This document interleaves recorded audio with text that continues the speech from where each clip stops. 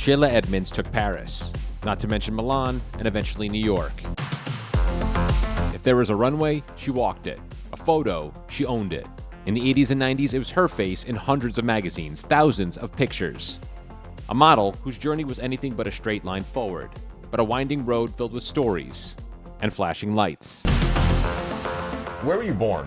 I'm from Portland, Oregon. I moved to DC. I married this guy from DC, and that's what I was walking down the street in DC one day, and this lady saw me on the street and said, "You should be a model." She sent me to New York for a model competition, and I won the competition. Oh my gosh. Oh my God. And so this is how I got to New York. And how old were you?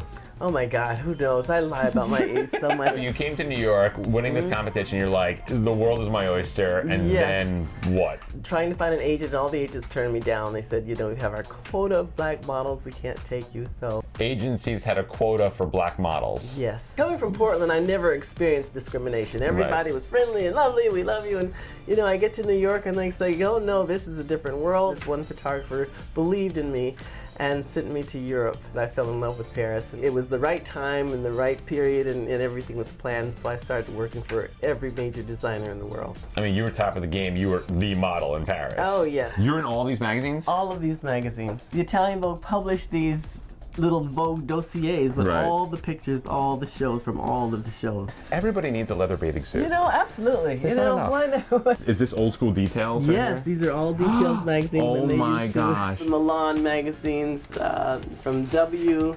So much in the New York Times with Pauline Figier. I was her fit model for years. I had good mentors that told me, you know, when you see a model doing something on the runway, do the opposite. You know, stand out, learn to stand out, bring your personality, bring life to the runway. Ferocious.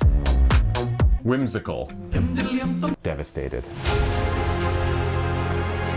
Not bad. I'm so happy that you kept all of this. Oh, absolutely. These are treasures that you will never, never find again. And flipping fabric and see who could get the biggest applause. And oh, we just were having a ball on the runway, and the crowds went wild. And that's when people were applauding and you know, really having fun at the shows. This is my Hall of Fame with all of the pictures here. God, that is I was crazy. in Vogue, that's the European magazines. I was the More Cigarette Girl.